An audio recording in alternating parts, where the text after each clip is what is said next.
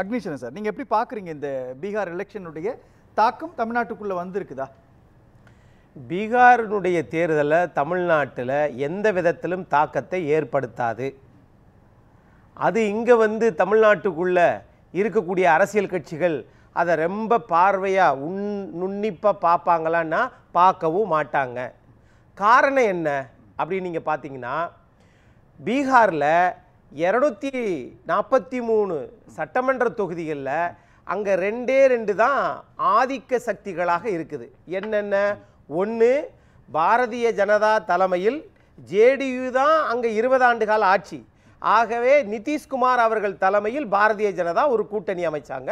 அது இன்றைக்கு வெற்றி பெற்றிருக்குது. இவங்களை எதிர்த்து நின்றது யாரு? காங்கிரஸ், ஆர்ஜேடி. அப்போ அவங்க மிக ஆதாள பள்ளத்தில் போய் விழுந்துட்டாங்க. ஆகையினால அங்கே நடந்தது திரு நிதிஷ்குமார் அவர்களுடைய அடல் பிகாரி வாஜ்பாய் காலத்திலிருந்து ரயில்வே அமைச்சராக, விவசாய அமைச்சராக மிகவும் அனுபவம் பெற்றவர். ஆனால் இவர்கள் 2 பேருமே யார்? திரு லாலு பிரசாத் யாதவ் அவர்களும் நிதிஷ்குமார் அவர்களும் ஆரம்ப காலகட்டத்தில் ஜெயபிரகாஷ் நாராயண் அவர்களுடைய கொள்கையை கரம் பிடித்து வளர்ந்தவர்கள் என்று எல்லாருக்குமே தெரியும். இல்லை, நான் கேட்குறது என்னென்ன சார், இப்போ இங்கே திமுக அதிமுக மாதிரி அங்கே ஐக்கிய ஜனதாதளம் வெர்சஸ் ராஷ்டிரிய ஜனதாதளம் ஆர்ஜேடி தானே. இப்போது நிதிஷ்குமாரை விட பாஜக அதிக எண்ணிக்கையிலான சீட்டை அவங்க கொடுத்துருக்காங்கன்னா பாஜக அமைத்த வியூகம் தானே அங்கே வெற்றி பெற்றிருக்குது. அதே ஃபார்முலாவை தமிழ்நாட்டுக்குள்ளே கொண்டு வந்து பாஜக அதிமுக 2 பேரும் இருந்தாலும் கூட பாஜக ஒரு வியூகம் அமைப்பாங்கல்ல, நாங்கள் சொல்கிற வியூகத்துக்குள்ளே நீங்கள் வாங்கன்ற ஒரு கால்குலேஷன் வச்சாங்கன்னா அங்கே பணிஞ்சு போய் வெற்றி தானே முக்கியன்ற நிலைப்பாடு போகவே வேணாம். நீங்கள் அதிக எண்ணிக்கையில் வெற்றி பெற்றிருக்கலாம், யாருடைய ஆட்சியை சொல்லி நீங்கள் வெற்றி பெற்றீங்கன்றதான் முக்கியம். திரு நிதிஷ்குமார் ஆட்சியை சொல்லி தான் பாஜக வெற்றி பெற்றுச்சு. ஆனால் என்னன்னா, மாநில அரசுக்கும் பீகார் மாநில அரசுக்கும் மத்திய அரசுக்கும் ஒரு சுமூக உடன்பாடு இருந்ததனால நிதி பகிர்வில் இந்தியாவிலே அதிக அந்த நிதிநிலை அறிக்கையில் பட்ஜெட்ல நிறைய பணம் ஒதுக்குனது எங்க? அந்த சுமூக உடன்பாடு பல நலத்திட்டங்களை நிதிஷ்குமார் செஞ்சு வச்சிருந்தார். அதை பாரதிய ஜனதா அதிக நிதி ஒதுக்குறதுனால அந்த பேரையும் அவங்க எடுத்துக்கிட்டு வெற்றி பெற்றிருக்கிறாங்க. அப்படித்தான் நான் பார்க்குறேன். இங்கே அப்படியே கொண்டு வாங்க. இங்கே தமிழ்நாட்டில் இங்கே மாநில கட்சிகள் தான் ஒரு விஷயத்தை நிறைய வல்லுநர்கள் சொல்றாங்க. என்னன்னா நிமோ ஃபேக்டர் அப்படிங்கிறாங்க. அப்படின்னா பீகார்ல வெற்றி பெற்றது நிதிஷ்குமாருக்கும் மோடி அவர்களுடைய ஃபேக்டர். ஆனால் தமிழ்நாட்டை பொறுத்தளவில் அது தேசிய கட்சிகளுடைய ஆதிக்கம் நிறைந்த மாநிலமாக இருந்தாலும் கூட நிதிஷ்குமாருடைய நன்மை நாள். ஆனா இங்க மாநிலத்தில் தமிழ்நாட்டில் இங்க தேசிய கட்சிகளுக்கு வேலை இல்லை. இங்க நடக்க போறது ஸ்டாலின் வெர்சஸ் எடப்பாடி பழனிசாமி தேர்தல் தான். திமுக வெர்சஸ் அதிமுக தான். ஆக இங்க அப்படிதான் நான் பார்க்கிறேன். இல்ல, ஆனா சொல்ற மாதிரி நிமோ ஃபேக்டர் அப்படின்னாலும் கூட அதுல எஸ்ஐஆருடைய ரோல் இருக்குது. பெண்களுக்கு ஒதுக்குன அந்த 10,000 ரூபாய் பணத்திற்கான ரோல் இருக்கு இல்லையா? இது மாதிரி சில விஷயங்களை பிரத்யேகமாக தமிழ்நாட்டுக்குள் பாஜக செயல்படுத்துதுன்னா அந்த இடத்துல பாஜகவுடைய கருத்துக்களை ஒத்துதானே இபிஎஸ் போக வேண்டிய சூழல் வரும். கடந்த காலத்தினுடைய அதிமுகவினுடைய வலுவான கட்டமைப்போடு தான் இப்பவும் இருக்கிறீங்களான்ற ஒரு கொஸ்டினை பாஜக முன் வச்சா அதுல என்ன பதில் சொல்ல முடியும் இபிஎஸ்ஆல? ஆளுகிற ஆட்சி யாருடைய ஆட்சி? திமுக ஆட்சி. பாரதிய ஜனதாவுக்கு எதிர்நிலையில் பயணம் செய்யக்கூடிய ஆட்சி. ஆனா நீங்க அங்க என்ன பண்ணீங்கன்னா நிதிஷ்குமார் ஆட்சியை பயன்படுத்தி அது இலகுவாக மக்களிடம் சென்று சேர்த்தது. தேர்தல் ஆணையம் அதுக்கு உதவியது. சார், உலகத்திலேயே ஒரே ஒரு மாநிலத்தில் இந்தியாவில் நம்ம பெருமை பேசிக்கிறோம். ஆனால் ஸ்டேட் பிரைப் என்று சொல்லக்கூடிய நாங்கள் 2 லட்சம் ரூபா பெண்களுக்கு தர்றோம். ஆகவே நீங்க முன்பணமாக 10,000 ரூபா உங்க வங்கி கணக்கில் போடுறோம். ஆகவே நீங்கள் தேர்தலுக்கு பிறகு ஒரு ப்ளூ பிரிண்ட் கொடுங்க. அப்படி கொடுத்தாலும் கொடுக்காட்டினாலும் இந்த 10,000 ரூபாயை நீங்க வச்சுக்கோங்க. இந்தியா ஏழ்மையான மாநிலங்களில் பீகாரும் ஒண்ணு. அதனால எங்க இலவச திட்டம் கொடுத்தாலும் எங்க நம்ம ஓசியா காசு கொடுத்தாலும் ஆகா குடு மகாராசா அது ஏற்புக்கூடியது சார். இது எல்லாமே புரியுது. தமிழ்நாட்டுல அது சாத்தியமான்னு சொல்லி நான் கேக்குறேன். நீங்க கேட்ட கேள்வி எனக்கு புரிஞ்சுக்க. தமிழ்நாட்டுல சாத்தியம் இல்லை. பாஜகவோட இந்த எலெக்ஷன் ட்ராக் இருக்கு இல்லையா? இந்த ட்ராக்குக்குள்ள மகாராஷ்டிராவில் சிவசேனா உடைச்சு ஏக்நாத் ஷிண்டே உள்ள கொண்டு வந்து அதன் மூலமாக இன்னைக்கு மகாராஷ்டிராவில் பாஜகவினுடைய ஆட்சி இருக்குது. ஒடிசாவில் பிஜு பட்நாயக் அவங்களுடைய நவீன் பட்நாயக்குடைய கட்சியை உடைச்சி அதன் மூலமாக இன்னைக்கு பாஜகவுடைய ஆட்சி அங்கே வந்திருக்குது. பீகாரில் கூட அப்படி தானே ஒரு சூழல் இருக்குது.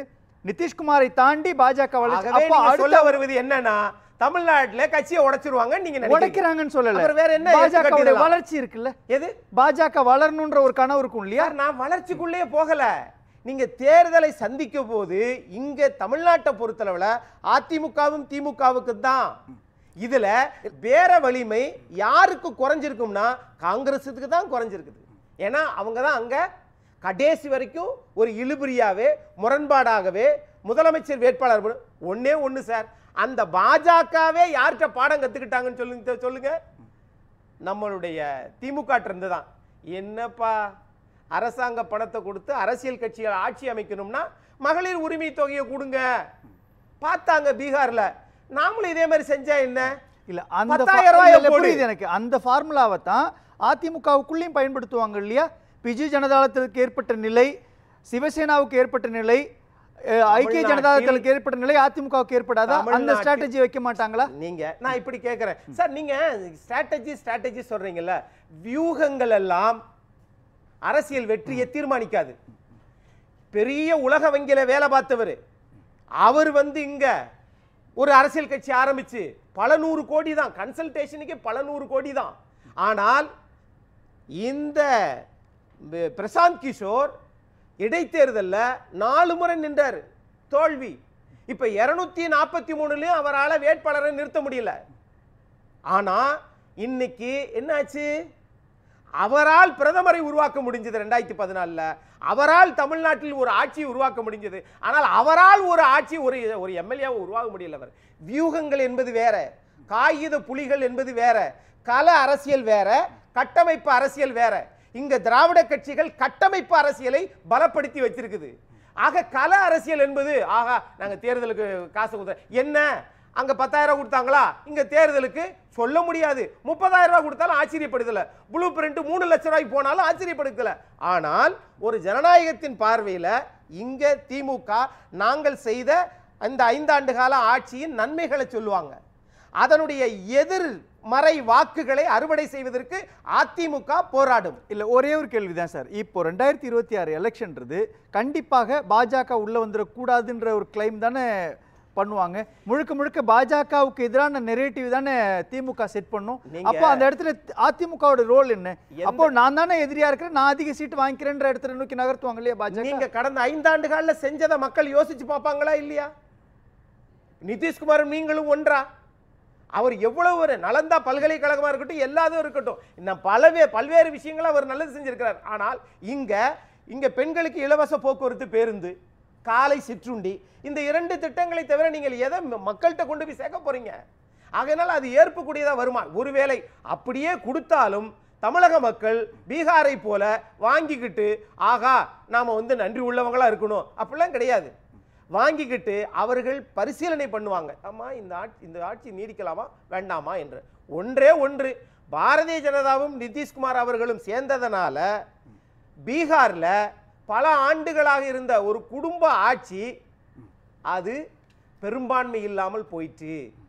இதுவரைக்கும் ஆர்ஜேடி கடந்த 30 ஆண்டுகளா பீகார்ல தனிப்பெரும்பான்மையுடன் தான் ஆட்சி அமைச்சிருக்குது.